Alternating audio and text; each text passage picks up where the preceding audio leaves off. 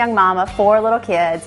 I was at a women's Bible study and someone posed the question, what are the values you want to instill in your children? And up to that point, I think I was just kind of surviving, just like making sure everyone was fed and had a bath every once in a while and had their teeth brushed. But then I started thinking, okay, this parenting thing is a lot more than just making sure your kids live to the next day.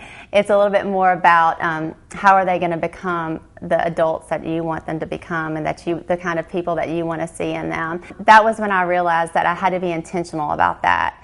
And that night, I thought of the words strong and kind. Those were the 2 things that I felt were important for us to instill in our children. I came home and talked to Willie about it, and we decided at that point that we were going to be intentional about instilling those values in our children. You know, I wanted them to be strong because I felt like that's what they're going to need to survive in this tough world. You know, we're not guaranteed an easy life, and there's going to be tough things that are going to come their way. So I wanted them to be strong and knowing who they are and to know whose they are and to know that God is in control of their life and He will take care of them along the way, but that when the toughs come, they might bend, but they won't break. The other trait was kind, and that's really for other people. I wanted them to be loving and gracious and humble and all those things when you think of as kind. Those are the traits that I thought of at that time, and those are the traits that I still think are important for our children. And so that's what this book is really about. It's not about telling you how to parent. It's not telling you whether or not you should bottle or breastfeed or any of that stuff. It's really about the values that you instill in them.